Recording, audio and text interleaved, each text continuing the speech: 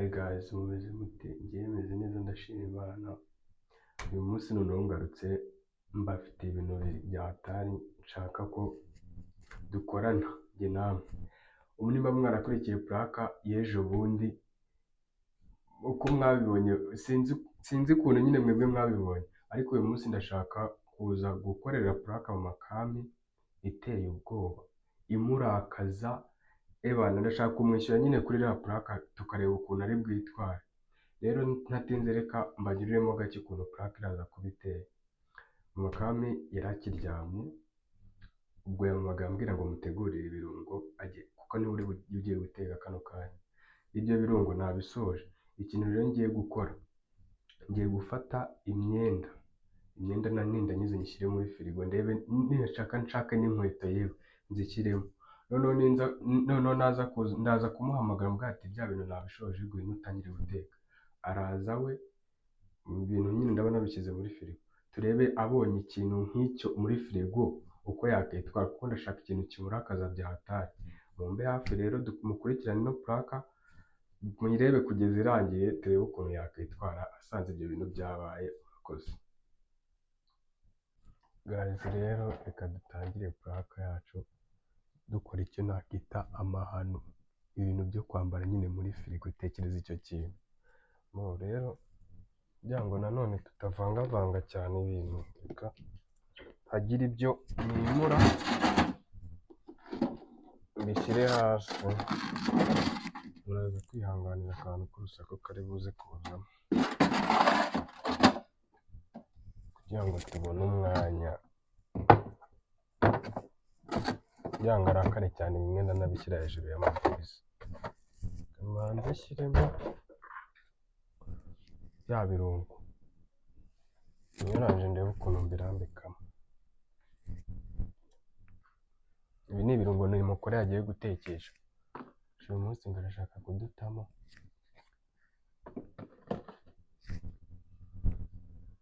Uyu munsi niwe uri budutekere.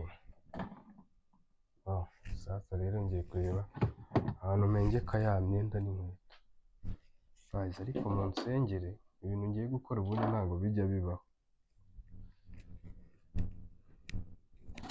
Ushobora kwisanga akazi nta kabuze. Hari umuntu uri tayari agahitamo akazi, umuntu uri tayari ngo ahitamo akazi kabisa, ariko siko mbona bitari bujyemo wallahi. Guys, dore ikiboro n'umweru ngiye kugikubitamo hano ngaha,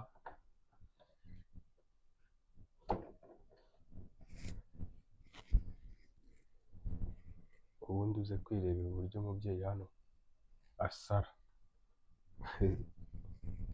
Kuko nanjye mwabonye ukuntu yambaye umutwe w'umwana kwereka kubetamo ibigoma hano bishyashya kabisa.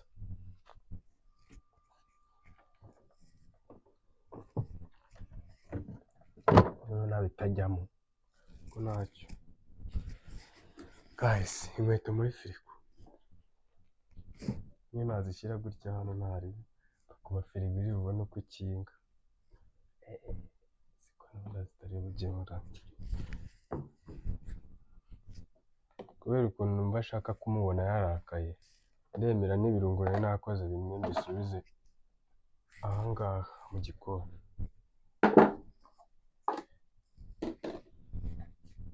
Nshaka kuyaza umubyeyi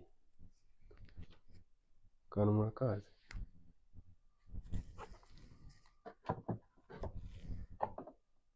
Guys, rero maze gukora amahano, ngiye gukingaho umuhamagara mbwira ati ibintu biratunganyije ngwino utangire guteka. Mumfashe turebe ukuntu yitwara, mumfashe murangize iyi puraka muze kumenya uburyo yarangiye.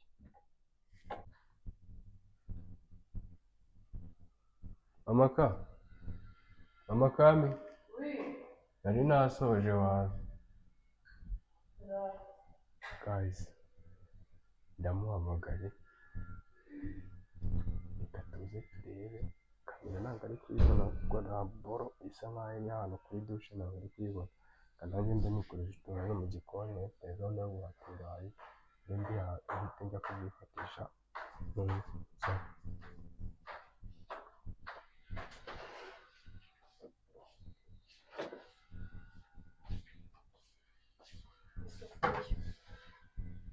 Ndatekera muri ya yindi isanzwe.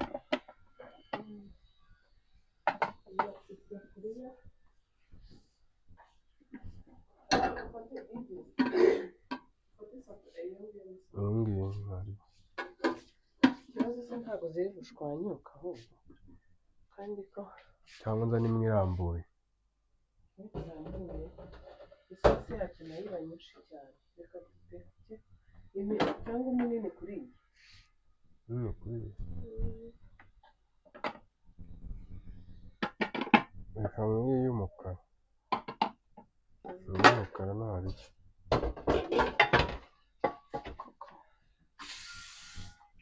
Ubwo njye naba mpata bya birayi.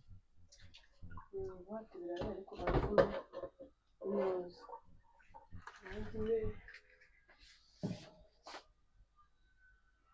Ibi bishyimbo se? Ibishyimbo nari mbishyize ndaza kubikaranga mu kanya. Nagira ngo bivemo barafu. Nawe mbaye mbiteretse aho ngaho. Ariko bibaye atari nyinshi twanabikoreshaho. Ntarebe. Hashize akanya mbikuyemo n'ubundi. Imanuza. Ibya bitunguru bakoze. Ubwo ni inyanya. Bimwe biri aho ngaho, ibindi nabaye mbishyize mu firigo. Izi ni iki? Izo ni dodo. Ziratetse ariko. Ziratetse. Abana bararya none saa kumi. Bahatira ibyo birayi. Bahate bikeya kandi wararya umuceri arasangira na papa. Okay. Birangiza uje kugenda tugura ifarini ariko turagura igipaki. Ndashaka kujya guteka capati ya buri munsi nkeya za buri munsi. Nari reka mbigire vuba vuba.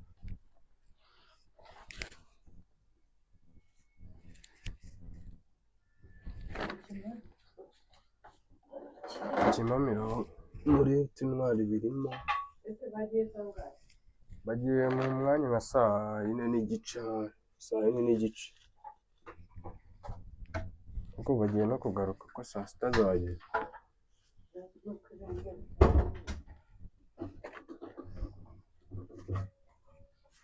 Gusa hari ubwo bitinda.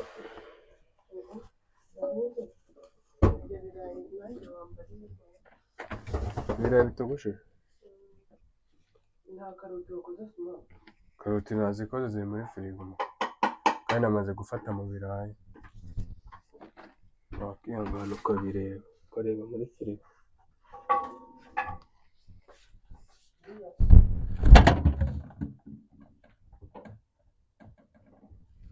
Asuma. Ibi ni ibiki? Ibiki se mawuja? Ngaho. Ibi ni ibiki? Dorere. Nabyo uzi se kuva ngo ndore? Nabyo nzi nge ndaje shyiramo ibirungo nakoze ibi bintu nta birimo. Imyenda y'abana bagiye muri firigo? Ibintu ninde wabishyizemo kuko abantu babazangonera ishyano. Undebere reba barafu yuzuyemo hariya ninde washyizemo imyenda kwera? Ese simbona ibintu ari iby'akana. Iyi myenda usibye aka kanya siko kakana. Ibindi si iby'abana ninde washyizemo bino bintu? Ngandebera. Abantu ubu ntibazankorera ishyano we. Ati man ninde washyizemo Kandi dore ibi bintu nibyo ejo bundi nasanze bari kureba muri televiziyo. Kubyo bureba bya bintu by'amafirigo bidakora bashyira abana babikinisha gutyo bagashyiramo ibintu. Ubu ni kami babishyizemo. Nese ubu mama hari umuntu mukuru wafata ibintu kami yahagarara hano agashyira umwenda hano akahagera. Nese ubu hari umuntu mukuru wafata ibintu byo kwambara akabishyira muri firigo harimo n'ibiryo. Nyine noneho ibaze harimo ibiryo bitetse umuntu aba ari burya. Warangiza ugafata imyenda bakajya gushyira muri firigo ari wowe uri hano n'ubimenye. Sinzi ukuntu byagenze do. Babara wumva ko uyu mwenda wari utangiye gukunda. Ni kino nari nakizima. Kizima se cyane byabaye byabikinisho byabo. Nyine urumva n'abana. Nese nta muntu mukuru muri firigo undebere n'imyenda. Ibi ni ibicyasuma. Mama kana kuri nge ibi bintu sinzi ukuntu byagenze. Ndaje nkomaze gukora ibirungo mbishyiramo. Subira gutunganya ibintu byanjye hariya. Nibwo ngwamagata ibirungo byarangiye. Uri umuntu mukuru. Buriya nimba umuntu akwizeye akava mu rugo akahagusiga nta n'undi muntu uhari. biba bivuga ngo abakugirira icyizere, ababona uri umuntu mukuru, ababona uri umuntu wamubera mu mwanya adahari. Rero nimba utazi umuntu washyize ngo Kami, ibyo sinabyemera, ntabwo Kami yafata imyenda ngo ayishyire muri firigo. ariko twari turi kumwe na Kamete hano turi babiri, agiye mu kanya abana bo bagiye imbere, urumva ashobora kuba kanemere ko ari Kami, hanyuma se yayishyizemo wowe wari uri he ntabwo bireba? njye nari ndi mu gikari kuko hari nababanje kubyuka. ngambwira uburyo Kami yajya gushyira imyenda muri firigo yaba yumva biri bumare iki? wenda yakinaga nahise ubu yakinaga agakinira muri firigo, akasoma uri kureba hariya hejuru barafirimo. ndi kubibona do nahise mama ka ubu ngubu koko urabona nyine mbabarira undebera inkweto, ntabwo nakwifata ngo ufate ibintu byo kwambara ngo mbishyire mu bintu byo kurya bitetse, nawe kandi urabizi rwose. sindi kugushinja ko ari wowe ngewe, ahubwo ndimo ndakubaza uwabikoze uwo ari we wese ko wari uri hano wakoze iki? sinamubonye nanjye mbibonye kano kanya mbese asoma kuba uri hano bimaze iki? umuntu kankubaza bimaze iki? ni ukureba nyine kuba uri hano biba bimaze iki? ni ukureba nyine, ni ukubura aho ngaho ureba gusa. wirakara rwose kuko njyewe ntabwo nabigizemo. none se ni njyewe wabigize wabishyizemo, noneho warangiza ukavuga ibyo uvuga ukavuga ngo ni Kami. Nese ubu navuga ndeka ariwe muntu twari turi kumwe hano. Nambwira umuntu washyizemo ibyo bintu muri firigo. Mama ka nawe nabonye rwose ubisubizemo uko byari bimeze, nshaka kumenya umuntu washyizemo ibintu. Oya nawe undebe, none se ibi bintu twebwe ntabwo twaba tugiye kuba nk'umuntu ugiye. Ibi bintu ngo bitwaye umwanya ungana iki kugira ngo ubikore? Mukanya sinjye uguhamagaye nkubwira ngo nkorera ibintu ngo nzane ifi. Hanyuma uje kubishyiramo se iyi myenda irimo cyangwa nta yari irimo? Nta yari irimo, ahubwo nanjye sinzi uko Kami kandi ahise yiruka. Wibeshyera umwana wanjye, shaka mbwira umuntu washyizemo ibyo bintu muri firigo bitari ibyo, ngira turasenya. Nese maka ubu ngubu ngiye hano ngira kamera ngo ndebe uwaje gufungura firigo umuntu wese. Yego mana yanjye. Asuma ngewe ndambiwe ibyo bintu. Kandi ngiye narabivuze ati umunsi umwe umuntu azaza nkorera ishyano gutyo. Nanabizi. Umuntu agusize ku rugo kwizera wari ukigira intangaro umuntu. Ubu se nimba atari Kami se ndawubishyize, hari umuntu wo hanze se basi. Ubu se muri gato yawe naho urataha ugasanga ibintu ngo byikozera, maze ibintu byose bya hano ntabwo ari njye intera se noneho. Ariko rero ibi bintu ntabwo bisobanutse. Ubu se nera cyangwa yagarutse abishyiramo. Asuma ngiye sindi nukomeza kunyibaraguza aho. Abantu b'iyi minsi bagira amashyari, babonye umuntu ameranye n'undi neza baravuze ati reka nze nkwereke nze mbateranye, bafate ibintu baze kubishyiramo. Asuma wikwigira nk'umuntu uri kwiganiriza, ntabwo wambwira ukuntu ufata inkweto y'umwana. Ntabwo ari kwiganiriza, njye ndi kukubwira ukuntu ibi bintu ntazi uburyo byagezeho. Inkweto si ya Kami, izi si izabamika, iyo kanzu si ya Kami, iki bisigoma by'abantu. Papa Kami ataramuka naje akabisanga. Ibya Papa Kami tubyihorere, ndagenda mbimubwire. Ntabwo ibi bintu bisobanutse, ushaka kubirekeremo nimba utazi uwabishyizemo. Uragenda umubwire ati ibintu nindabikizemo. Asuma nkubwize ukuri, ibi bintu ntabwo biri burangire gutya. Nshaka kumenya ko n'ubundi n'ubu ngubu arimo aratwumva. Isaha n'isaha yamanuka, ndashaka kumenya umuntu wafashe bino bintu akabishyiramo hano. Ninde urimo arabwira ngo avuge gake? Mabuja wenda nubifata nko gusuzugura se boss aramutse asanze ibintu. Nyine mbwira ninde wabikoze? Mabuja ntitukabe natwe nk'abana, nimba ikosa ryabaye abana bakabishyiramo. Asuma barumvize ukuri tureke imikino, ureka no kubifata nk'andi mbona aganira nawe. Ninde wafashe inkweto n'imyenda akajya kubishyira muri firigo? Mabuja rwose ntabyo sinzi ukuntu byagenze. Noneho ibaze mbibonye nk'uko bibonye. Ibaze nk'iyo myenda cyangwa izi nkweto zitayemo ibintu by'amarangi mo hano harimo ibiryo bitetse. Nk'iyo mikino muba mukina bari kuko abantu babaye. Ubu umuntu ushatse kuduteranya amasaha. Niba ari nawe washatse kubishyiramo, kuko icyo utarindiriye kubishyiramo hatarimo ibiryo bitetse. Urabizi ko iryo kosa narikora ryo gufata ibintu nk'ibi nkabikora gutya. Akasuma uzi ko n'ugwaha bivuna. Wumvishe uburyo ibintu byose byahenze. None umuntu aragira amahirwe akabona icyo kurya, byaba bagishyize muri firigo mukajya kurenzaho mugashyiramo imyenda. Cyangwa hari harimo umwanya munini uri gupfa ubusa amaje mushyiramo n'imyenda. Yego. Mabuja nyihangana yasenze ukuntu. Jya guhamagarira Kami, jya guhamagara Kami. Asuma winyinisha singana nawe, jya guhamagara Kami. Umuntu aba yabihore mukagira ngo ngana nawe. Mabuja wirakara kuko nanjye ubu ntabwo nzi ukuntu byagenze. Nese ubu ngubu nkubwire ngo nkubwire ko arinde ko. Uri kuvuga ko ari Kami, genda umuhamagare. Nyine ndi kumukeka ko ari we muntu wari uri hano. Asuma wikomeza kunisha umwanya, genda umuhamagare imbere. Reba udashiririza nze murebe. Genda umuhamagare, noneho usanga atari we ubundi urebe ikintu ese kiri ubu mu ndamuhamagara agiye no mana yanjye umuntu arifashe arakwizeye yagize reka gute reka mbe mbirambitse hano arakwihanganye yagize gute wenda niraraza tubwire uko ibintu byagenze asuma genda ujye guhamagara ariko Makame urumva fata vana mukajya kubikiniramo ariko watese n'ubundi ko bagiye kuza watse nkabanza ngatunganya biriya birayi atari kame njye nawe turabona urabibona umva nyine asuma genda uhamagare kame aze hano mubaze ibi ntabwo ari ibintu byo gukina ibi reba imyenda muri firigo irimo n'ibiryo bitetse ntabwo ujya wirakara kuko nyakagera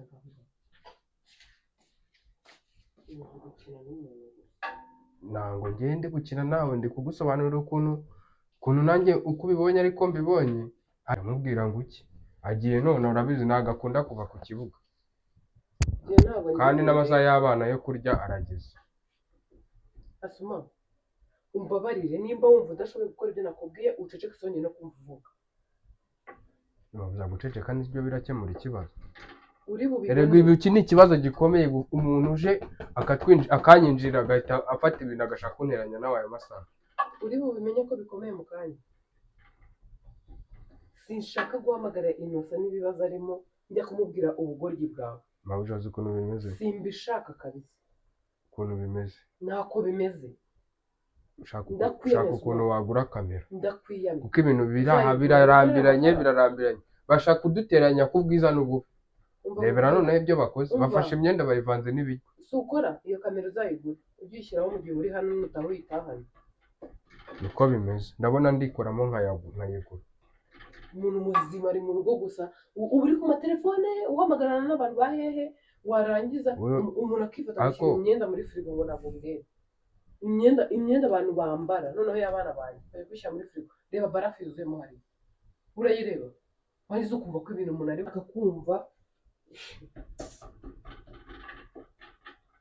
mu buzima bwanjye ntabwo mbizi ukomeze ujye wigira indangare nzaba ndeba iyo geto yawe ubwo iyo ugiye urayikinga ko numva ibintu byose uba wigize umuntu w'indangare n'inzego winyabiza ndanakwiyana mana yanjye wamamagara mabuja bisobanura ibyo uba wakoze ese ubu ngubu ngize nk'isafari nkaba ntari i Kigali cyangwa nkaba noneho nari mu Rwanda nkagenda nkaba nari bubahamagare nkaba nta kintu kimwe ndi bukurikirane ni ukuvuga ngo ako mabuja urabizi ko iyo udahari nanjye ibintu ndabikurikirana ahubwo sinzi ukigira ikigori ase ubu ahantu hari hakinze we cyane umuntu wo hanze uje arabifata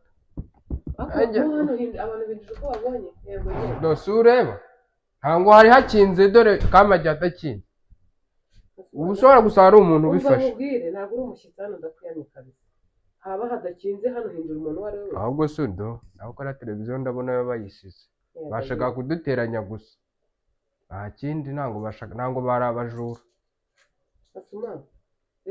nimba atari kami ntabwo bari abajura singi na telefone yanjye iracyahari baza se telefone bakayisiga ari abajura ni kami ni telefone yawe se ni telefone ku buryo umuntu yayiba wowe ugiye kwiba ahantu ukayihasanga wayiba wanyumvira ibintu uri kubigira mbese mabuja ntabwo ihamagara telefone yawe ntabwo ihamagara singa uhamagara tukavuga mabuja azi ukuntu bimeze ese wananyumvise bazi jya guhamagara kami cyangwa uceceke ubundi nze mare guteka njye nawe turabona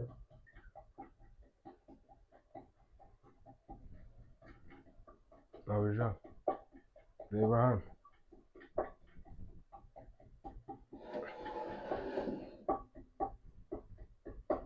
guys murebe mabuja aratetse ni purake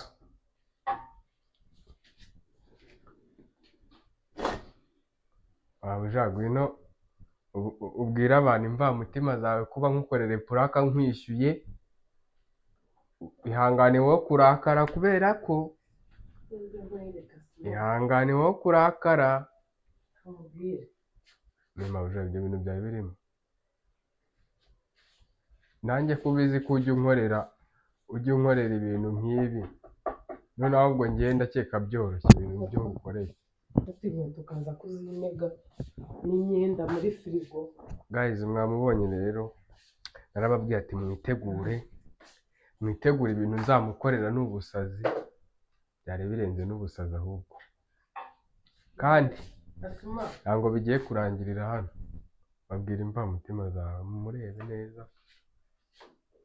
nta mbamutima zihari, mbabarira rero ariko barafu irimo hano. Mbabarira urebe. guys reba ibintu nari nakoze, yafashe imyaka ariko boss akibimenya guhita yica itungo. Ahubwo witonde, ari muri konje. Planka zawe ujye usenga ntazumve, hari igihe azaza aje gutabara, uriya kuzajya kumubwira ngo ibintu bya planka bizagorana. guys noneho akandi kantu, nubwo nakaberetse sorry, mwihangane, nagiye nkufatira ikintu bita urukweto. Urushyize hehe? Ko nari nagutezemo sound kugira ngo n'abantu n'abakiriya bacu bumve ijwi ryawe. Gafata ugire ikintu babwira. Guys nagiye ngufatira urukweto, shyiramo sound mo aha ngaha, mbishyirana no muri firigo, naho yimukanya akarwimukanya atabizi. Nk'abantu izi nkweto Asumani yashyizemo, izi ndende ni iza Kami. Izi nkweto Kami ntabwo akunda kuzambara, ziramurya. Ziriya nkweto buriya impamvu nazibonye umujinya ukanyica, nifite gahunda yo kuzazisubiza ahantu twaziguze. Navugaga nk'ubu ese buyo wenda ninda zikagira ubukonje bwinshi. Ntabwo kuko guhamagara muhamagaye maze kubishyiramo turamaramo akanya, ariko ntabwo nari gukora ikosa ryo nyine bya bintu n'ubundi bisa nkaho bikiri bishyashya gusa. Noneho biriya bishora abana ntabwo bakibikoresha cyane, kereka iyo hari imbeho. Biriya biboro mfite gahunda yo kuzabibika kugeza abana banjye bagize imyaka 5 cyangwa 7, nkazabibereka mu bintu nyine bagiye bakoresheje bwa mbere bakivuka. Nifuza kuzabibereka ko nanjye mfite imyaka 7 cyangwa 6, njya mbyibuka ko mu rugo hari igishora mama wanjye yari afite cya pink, bambwiye ko aricyo nakoresheje bwa mbere nkivuka. Nanjye rero mba numva nifuza kubibakorera, rero gukora ku gishora mana yanjye akasuma. Guys rero nakoze gukurikirana plaka, mujye muri comment mumbwire nimba nabikoze neza, mumbwire cyangwa ntimumbwire n'icyo nahindura kugira ngo ibintu biryohe. Gusa munyitege ndaje, baranshotoye. Mugende munarebe plaka yarangiye, murebe ibintu bankoreye, abantu batayirebye murebe ibintu yankoreye.